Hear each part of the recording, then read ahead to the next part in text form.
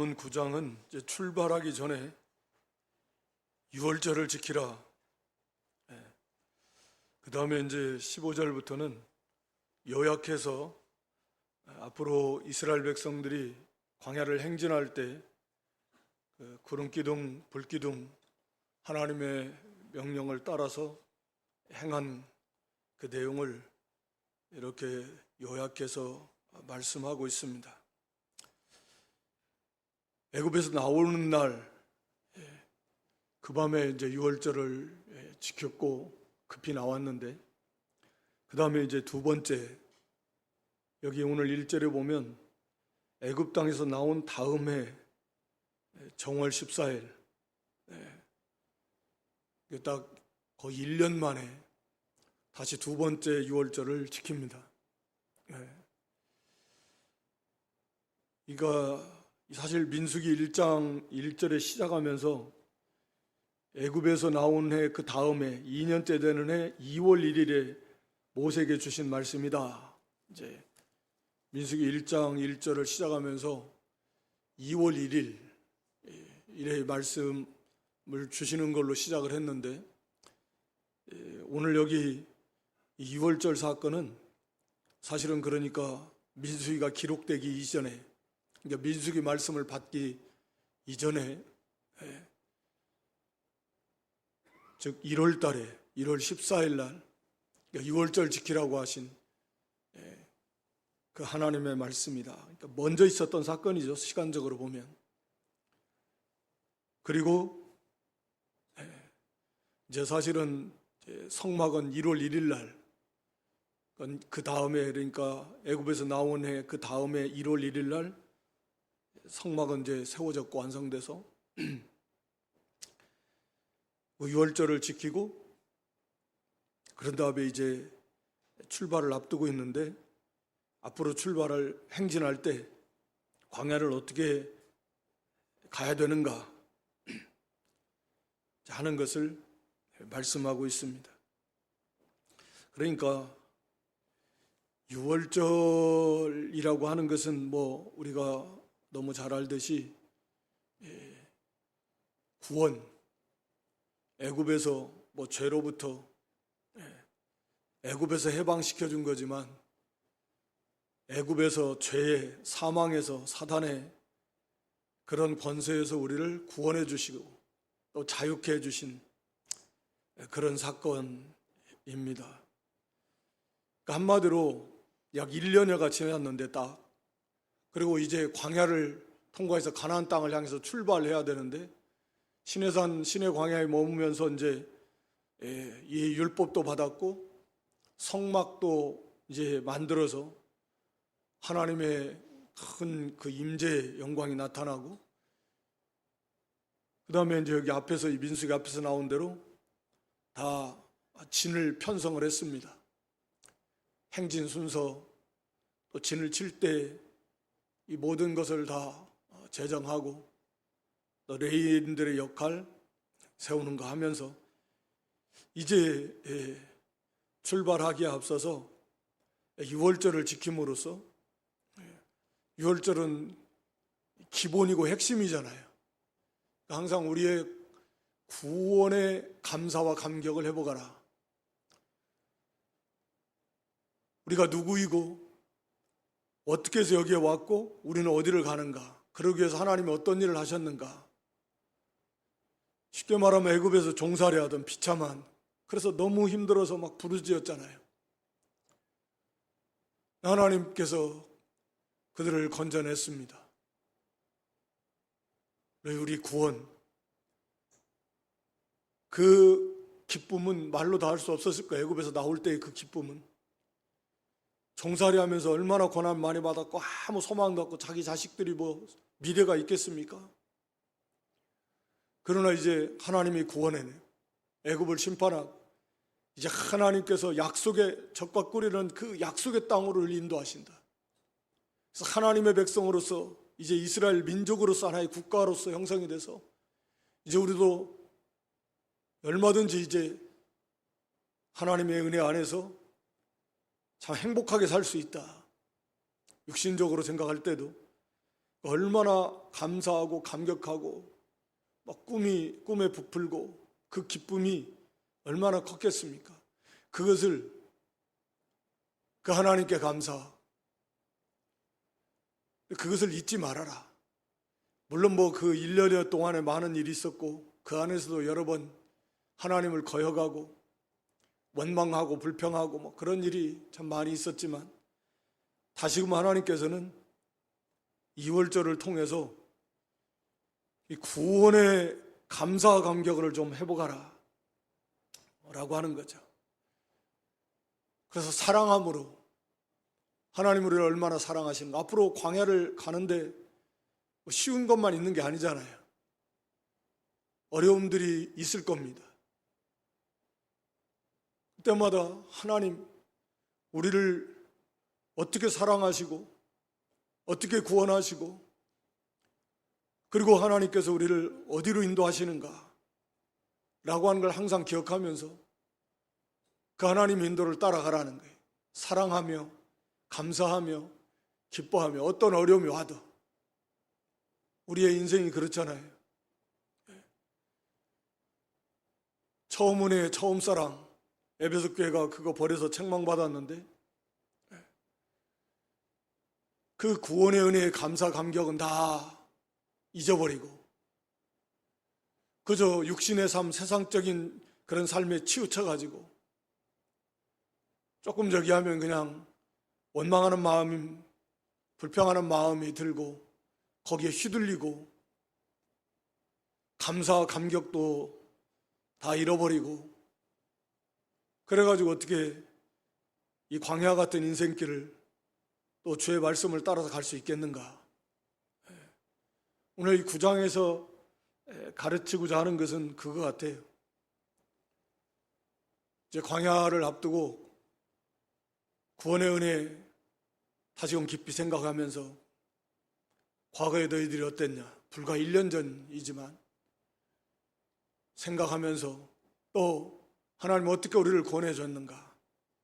그러니까 앞으로 어떤 일이 닥쳐도 두려워하거나 염려하거나 걱정하지 말고 하나님의 사랑을 믿고 감사 감격하면서 그렇게 하나님을 잘 섬겨 나가야 된다 라고 하는 것을 말씀하고 있습니다. 우리도 언제나 마찬가지죠. 하나님을 향한 사랑, 주님을 향한 사랑과 구원의 감사와 감격을 우리가 잃어버렸다면 우리의 신앙이 벌써 영적으로 곤고한 가운데 빠진 거죠. 타성에 젖어버린 것이고 그래서 육신의 그 세상의 그 조그마한 일에 이스라엘 백성이 내내 그랬거든요. 사실은 조금만 힘들고 뭐 생각처럼 안 되면 원망하고 불평하고 뭐 의심하고 시험하고 그래서 실패한 건데 항상 깨어서 그 하나님의 그 은혜와 사랑 십자가 바라보면서 독생자를 주시까지 사랑하신 그 사랑 우리를 위해 사람 되시고 피 흘려 못 찢겨 대속점을 화목점을 되시기까지 사랑하신 예수님의 그 사랑 그 희생 지금도 하늘부 좌우편에서 또 우리 안에서 우리를 위해서 기도하시는 우리 주님 또 성령 하나님 우리 아버지 하나님의 그 사랑과 그 은혜를 항상 우리가 기억해야 된다. 매일매일.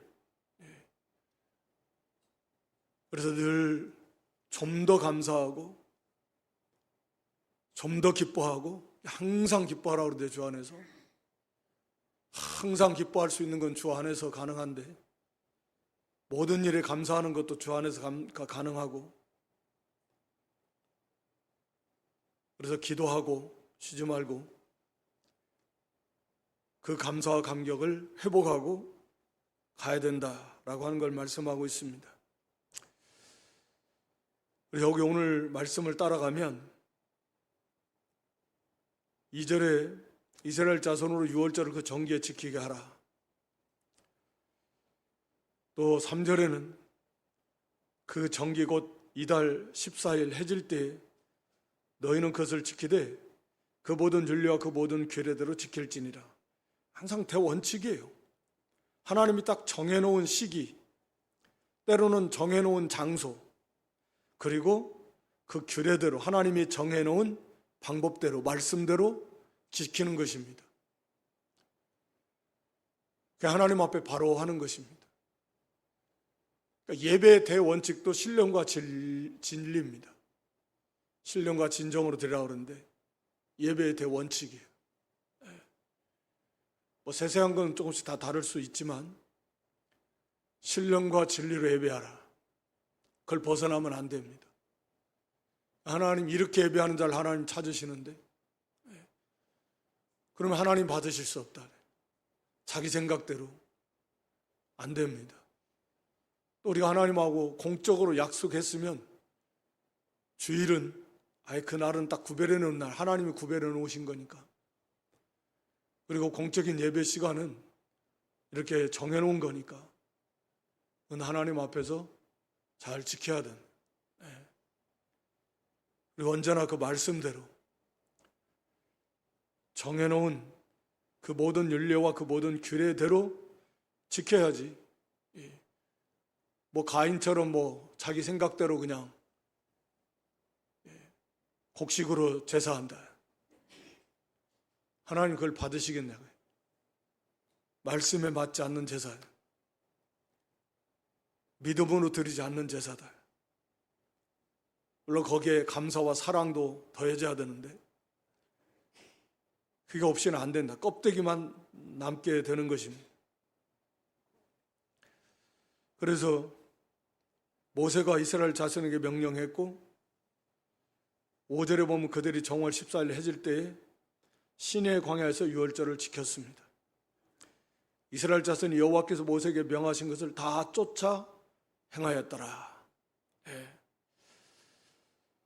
사실 광야에서는 아무래도 뭐 양을 잡아서 쉽지가 않죠. 사실은 여린 양을 잡아가지고 또 피를 뿌리고 거기는 뭐 집이 없으니까 설조와 인방에 바를 수는 없을 것 같고 대부분이 이렇게 추정하기를 이제 번제단에 피를 갖다가 쏟았을 것이다. 양을 잡고 그 고기를 다 먹어야 되고 1년 전에 출애굽할 때도 그다음에 무교병 그러니까 누룩이 없는 아직 발효가 안 된 그러한 밀가루 반죽으로 급하게 빵을 구워서 먹어야 되는 딱딱하고 발효가 되면 아무래도 좀 맛있고 부드럽고 그럴 텐데 발효가 안 된 것으로 하면 그만큼 맛이 당연히 없겠죠. 그러니까 어린 양의 피와 고기 우리가 뭐 잘 알듯이 항상 핵심입니다.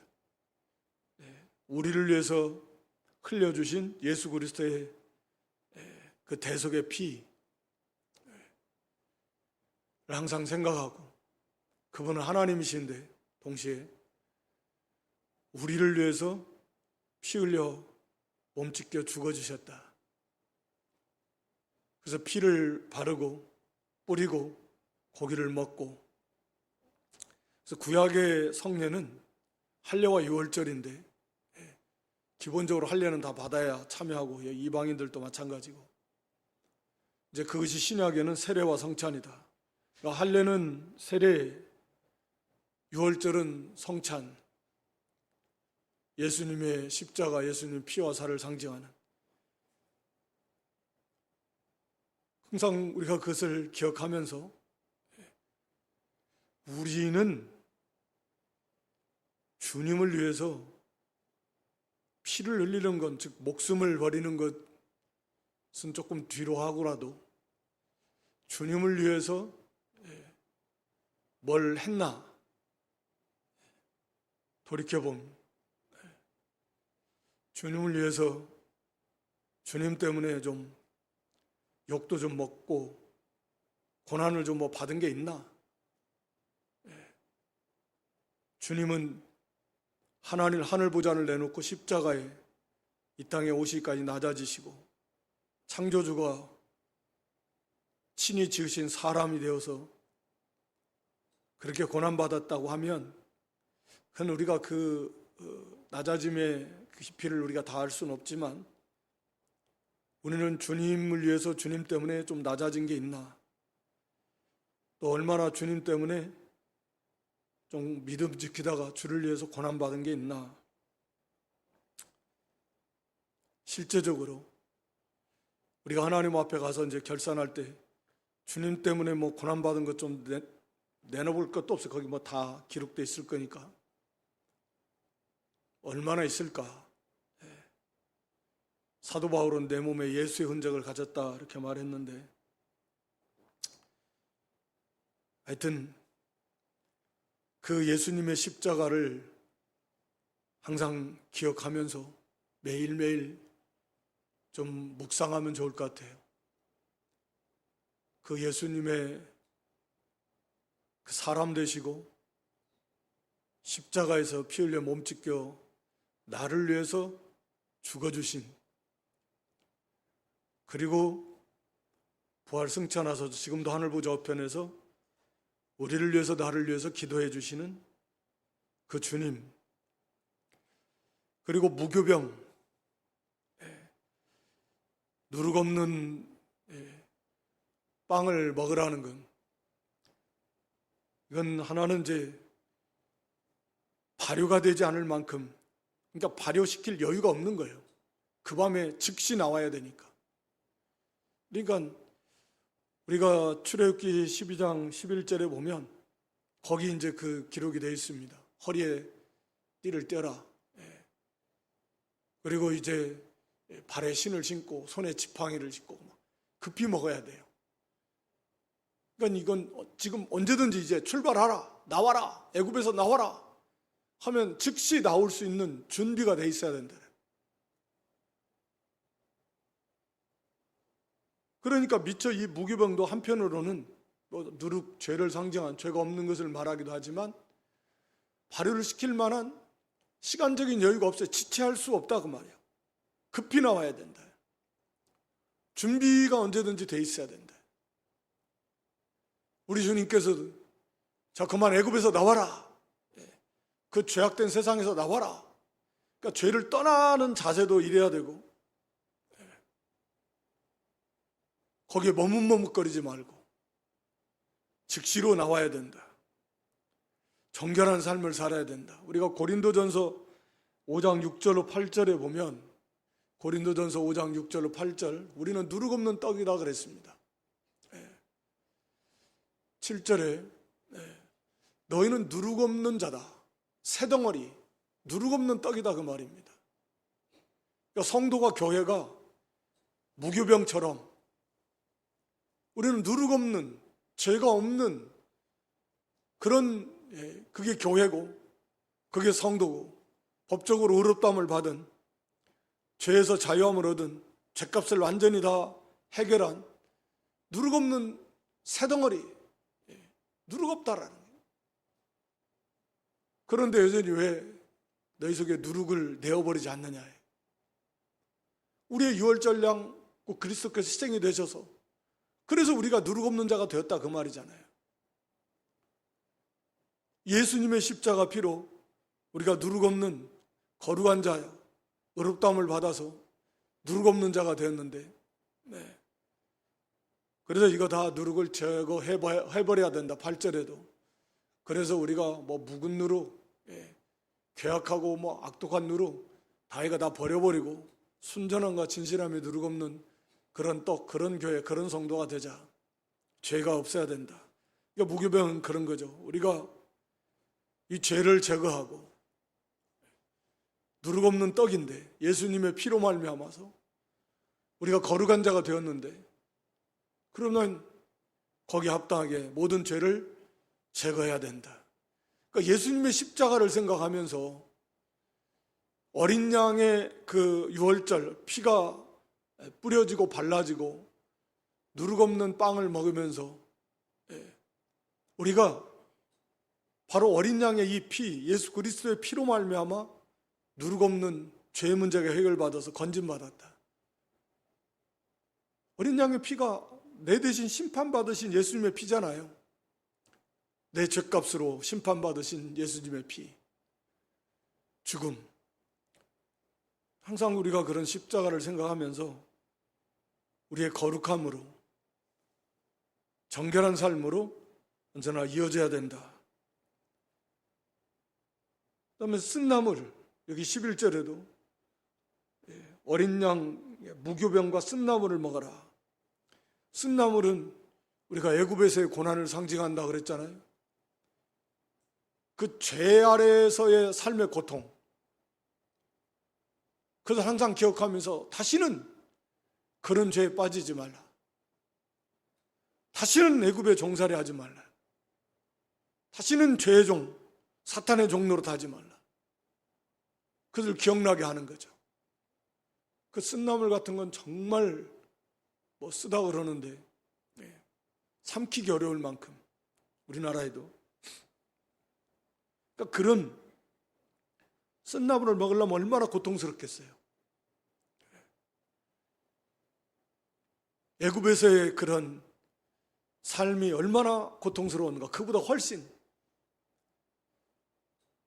하나님 없는 삶, 또 죄악된 그런 삶이라고 하는 것은 얼마나 비참하고 고통스러운 것인가 하는 것을 항상 기억하면서 다시는 그런 죄에 빠지지 말고, 세상에 빠지지 말고, 그런 종로로 하는데 빠지지 말고, 그걸 항상 기억하라는 거죠.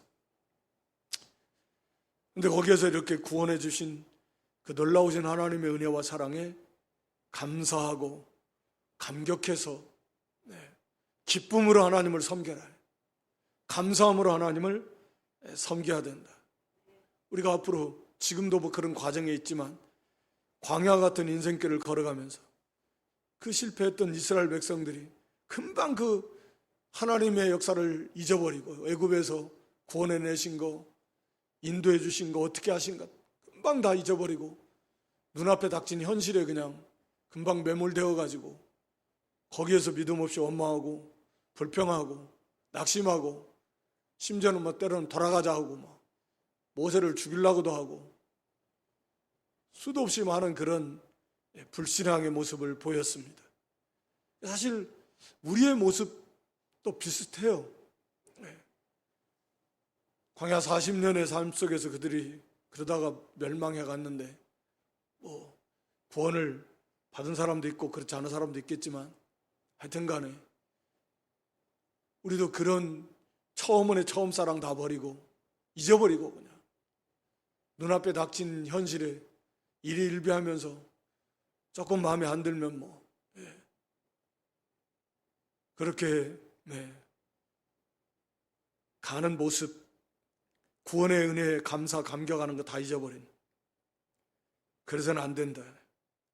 그래서 항상 말씀드린 대로 우리가 매일매일 깨어서 기도해야 되고, 쉬지 말고 기도하지 않으면 항상 기뻐하고 범사에 감사하는 삶이 이어지겠습니까? 그리스도의 십자가를, 주의 말씀을 항상 우리가 생각하고 말씀을 묵상하면서 구원에 감사 감격하면서 매일매일의 이 광야와 같은 삶을 기쁨으로 순종하며 가야 된다라고 하는 것이죠. 여기 문제가 생겼는데 6절 이하에 그때 시체로 인해서 부정케 되어서 이월절을 지킬 수 없는 사람들이 생겼습니다. 그래서 그들이 당일 모세와 아론 앞에 이르러서 말하기를, 우리가 사람의 시체로 인하여 부정케 되었거니와 우리를 금지하여 이스라엘 자손과 함께 정기의 여호와께 예물을 드리지 못하게 하시면 어찌입니까? 라고 이렇게 물었어요.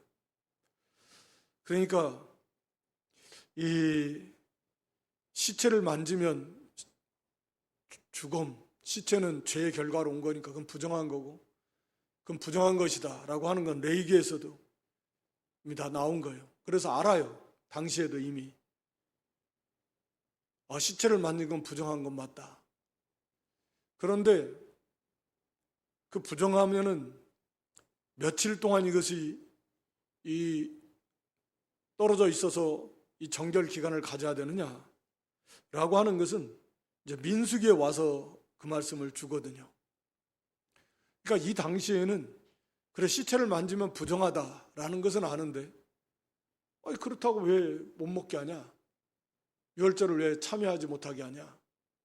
라고 하는 거죠. 그러니까 모세가 거기 8절에 기다리라. 내가 하나님께서 너희에게 대하여 어떻게 명하시는가 내가 들으리라. 뭐 어떻게 보면 당연하다고 할 수 있지만 어떤 문제가 생겼을 때에 모세와 같은 지도자지만 이건 뭐 잘 모른다. 어떻게 해야 될지 자기 생각대로 할 수도 있겠죠. 뭐. 그러나 하나님의 종인데 그리고 무엇보다 하나님의 뜻이 어디에 있는가를 찾는 게 중요하니까 하나님의 뜻이 무엇인지 내가 하나님께 물어보고 하나님의 뜻을 받아서 알려주겠다. 기다려라. 그러니까 우리는 이미 성경이 기록이 됐고 물론 명문화된 성경 말씀에 있지 않은 그런 애매한 경우들이 사실은 적지 않지만 우리가 어떤 일을 해나갈 때 문제를 해결해 나갈 때 모를 때는 좀 하나님의 뜻이 무엇인지 분명하게 알 때는 그대로 가면 되는 거고 하나님의 뜻이 무엇인지 모를 때는 그때는 좀 기다려서 하나님의 뜻이 무엇인지 찾아서 하나님 뜻대로 행해 나가는 그게 바른 삶이다. 가장 핵심이죠. 하나님 말씀대로 자루나 우루나 치지 말아라. 말씀대로만 가면 만사형통인 거죠. 하나님의 말씀을 적용하는데 딱 드러난 말씀은 생각할 것도 없어요. 기도할 것도 없어요. 기도하려면 이 말씀대로 행할 수 있도록 은혜 주시고 도와달라고 그런 기도하는 거지. 하나님의 뜻이 명백하게 나와 있는데 어떻게 해야 될까요? 그럼 말도 안 되는 거죠. 그건 합당한 기도가 아닌 거죠. 진실함으로 하나님의 뜻대로 하나님의 뜻을 알고 하나님 뜻대로 하고 싶은데 정말 하나님의 뜻을 잘 모를 때 그런 때는 정말 하나님 앞에 그렇게 기도하면 하나님께서 어떻게든 그 길로 인도하시는 말씀이 생각나고 깨닫고 또는 어떤 섭리 속에서 또는 어떤 사람을 통해서 알게 하실 수 있고 하나님께서 그 길로 인도하실 거지만 그렇지 않고 그냥 우리는 보통 우리의 생각대로 딱 기준이 있어요. 보통 세상 사람들처럼 이게 경제적으로 손해냐 이득이냐 나한테 내 앞길에 내가 사업하는데 직장 생활하는데 이게 플러스냐 마이너스냐 내 인간관계 앞으로 세워나가는 데 있어서 이게 도움이 되냐 안 되냐 그러니까 이런 그 가치 기준 이런 것들이 너무 익숙해져 있어요. 여기는 당연하게 잠깐 기다려라.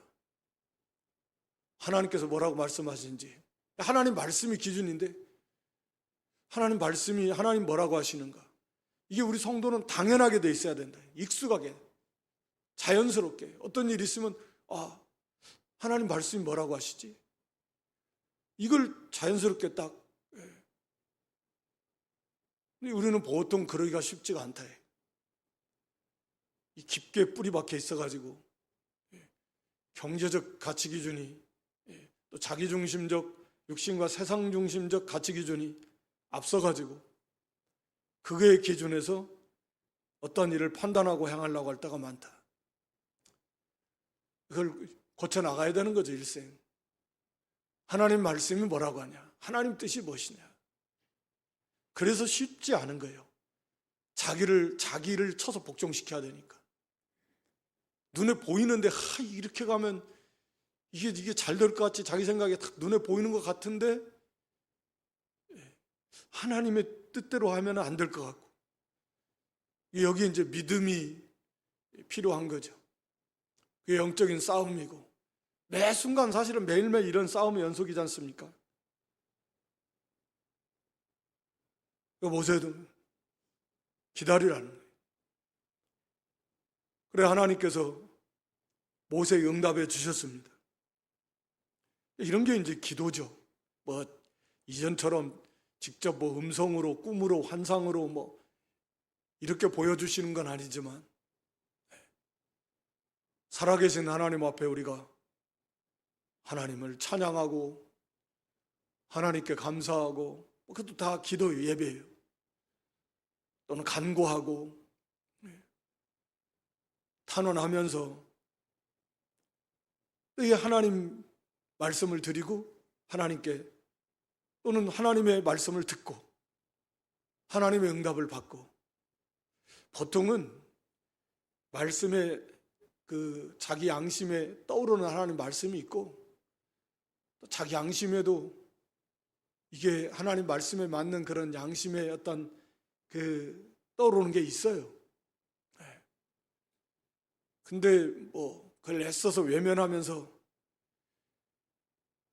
그래봐야 뭐 하나님의 뜻을 찾기 어렵고요. 하나님의 뜻은 가장 확실한 게 말씀과 말씀의 원리에 비춰서 하지만 거의 다 해결된다고 보여지고요. 해도 되고 안 해도 되는 거, 그런 것은 하나님의 영광, 신앙의 유익, 교회, 성도의 유익, 이런 거에 우선순위를 두면 거의 다 하나님의 뜻을 찾아갈 수 있는 거죠. 그래서 하나님께서는 2월 한 달 있다가 2월 14일에 지켜라, 그러면서 뭐 시체 부득이하게 부모님이 갑자기 돌아가셨다, 뭐 어떻게 하겠어요? 장례 치러야 되는데, 가까운 이웃이 같이 도와서 예전엔 다 장례 치르는데, 그럼 뭐 그런 경우는 부득이한 하나님께서 한 달 뒤에 2월 14일 날 유월절을 똑같이 다 지켜라. 그리고 여행 중에 있는 경우,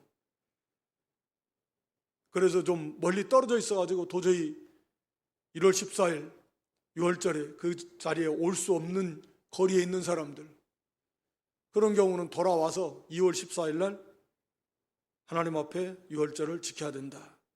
그러니까 하나님은 뭐 이렇게 꼭 어떤 무슨 문자에 거기에 그냥 딱 매여 있는 그런 하나님이 아니십니다. 그리고 하나님이 사랑의 하나님이시고 다 형편과 중심과 사정을 다 아세요.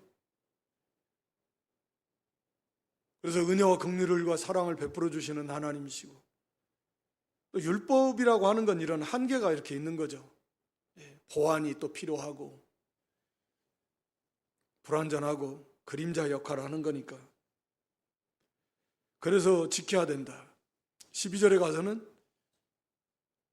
아침까지 조금 더 남겨두면 안 됩니다. 양은 더럽혀지고 부정케 하는 것이니까 뼈를 꺾어서도 안 되고, 이건 이제 우리 예수님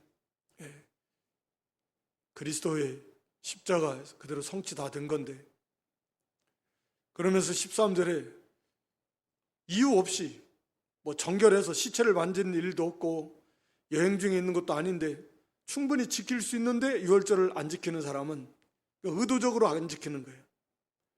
이런 사람은 백성 중에서 끊쳐질 것이다. 왜냐하면 그 정기의 여호와께 예물을 드리지 아니하였은즉, 그러니까 유월절 지키는 것을 예물, 하나님 앞에 예물을 드린다 라고 이렇게 표현을 합니다.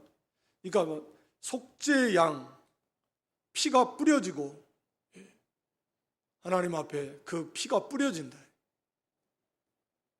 그러니까 양 그 속죄 제사는 뭐 감사의 예물도 있지만 자기의 죄의 문제를 대속하는 그 피가 뿌려지는 건데, 그것을 하나님 앞에 드리지 않는다, 유월절을 지키지 않는다라는 건 근본, 신앙의 근본을 부정하는 것과 같다는 거죠. 오늘날로 말하면 예수 그리스도의 십자가 구속의 은혜를 그걸 부정하는 것과 같다. 그 안에서 하나님의 구원의 은혜를 부정하는 것과 같다. 그래서 이런 사람은 하나님께 그 백성 중에서 끊어져서, 다시 말하면 하나님과 하나님 백성은 언약 백성이잖아요. 그리스도 안에서의 그 사실은 언약, 뭐 할례 언약 백성, 궁극적으로.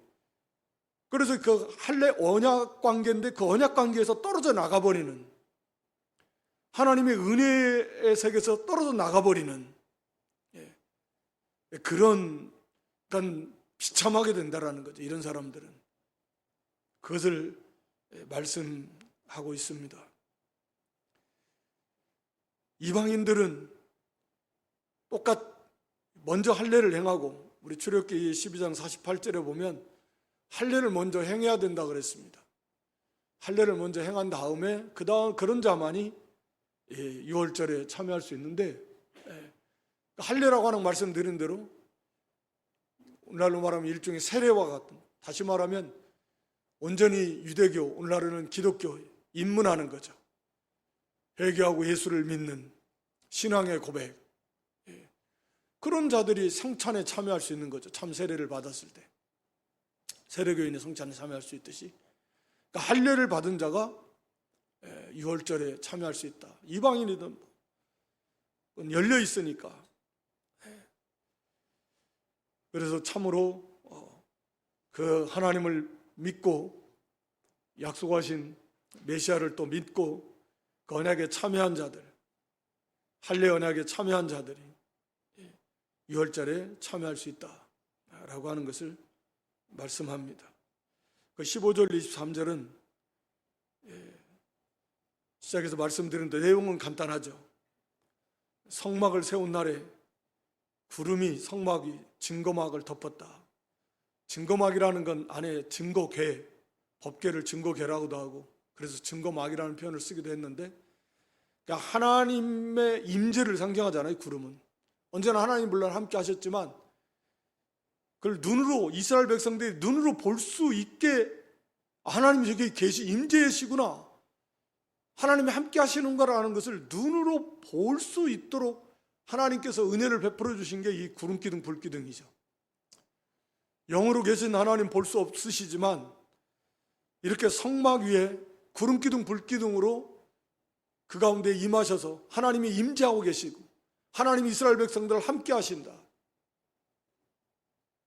그러니까 앞에서 유월절은 그들을 구원해 주신 분이 하나님이시고, 여기 이제 그들을 인도해 주시는 분도 하나님, 보호해 주시는 분도 하나님.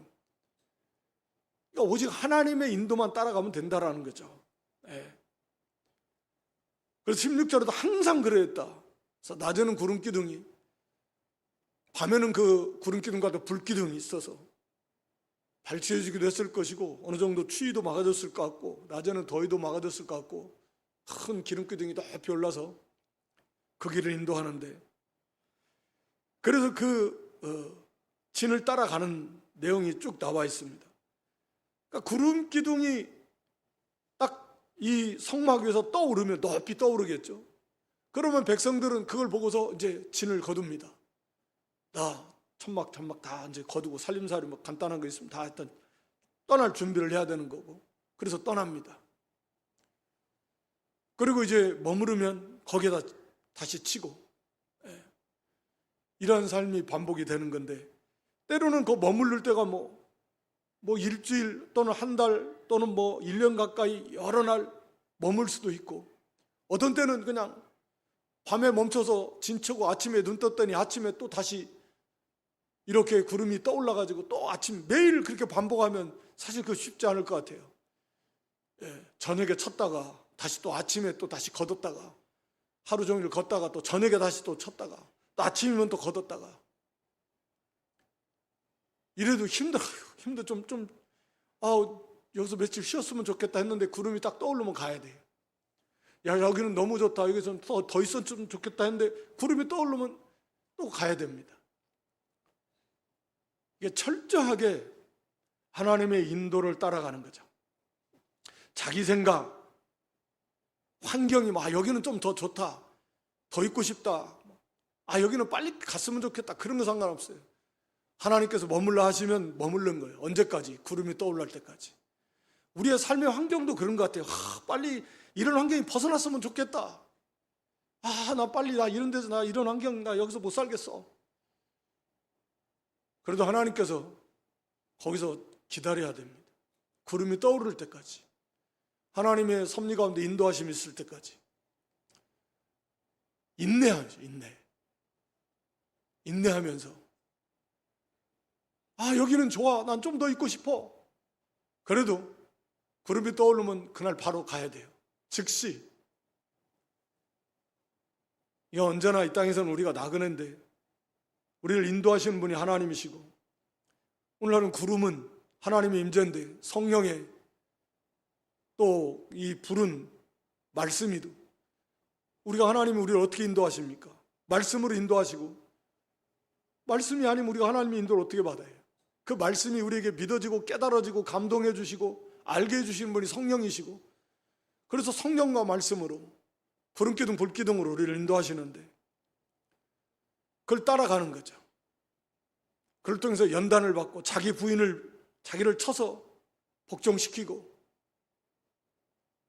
싫든 좋든 하나님이 허락하신 그 자리에서 자기 본분과 사명을 감당하고, 인도하심 따라서 또 가고, 더 있고 싶어서 가라면 가고, 있으라면 있고,